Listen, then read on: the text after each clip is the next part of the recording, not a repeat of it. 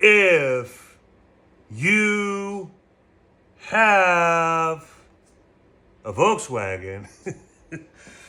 Yesterday we talked about the trans strap kit, right? So today's the next progression, the next step of that. Before I get into that though, real quick, I touched on it a little bit yesterday on the 73 and later rear mounts. They look like this, right?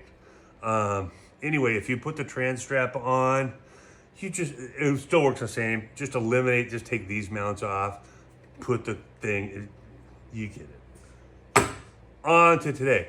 Today we're going to talk about truss bars. So they're also called Kafer bars. And what is that, right? Why do I need one of those?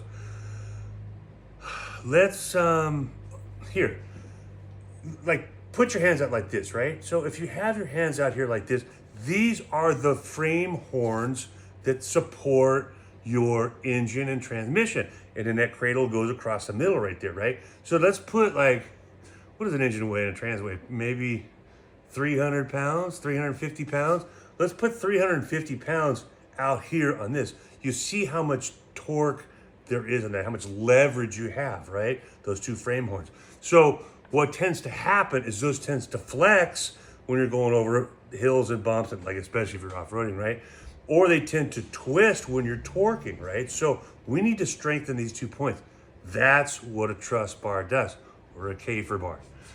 These two pieces, let me hold it up here so everybody can see. These two pieces on the bottom here, they bolt to those big holes right there. They bolt to the frame horns, those two great big frame horn bolts. And what that does, it triangulates. And then this other adjustable also, right? They're like a tie rod, left, right hand thread, right? With the little swivel fittings on them. So it triangulates, and this other top piece connects your two shock towers together.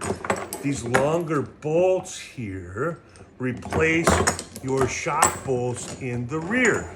These work on swing axle cars, they work on IRS cars, and it makes it so much stronger, right? You can see how that works. So it helps with what they call wheel hop. If you're really under pressure, and what happens is they get going and going, and they act like a diving board, right? And that causes the wheels to hop on and off the ground, which just beats the living snot out of your transmission.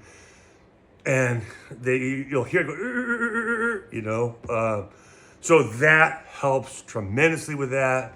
There's another thing that you can get for the bottom, and we'll talk about that some other day. But the Kafer bar strengthens everything up. It's so much better, especially when you use it in conjunction with the trans strap kit. So go put these on if you've got any kind of motor, you do any kind of off-roading, or if you just want to do some upgrades that are gonna help your car. Got it? I'm out of here, man. Have a good weekend.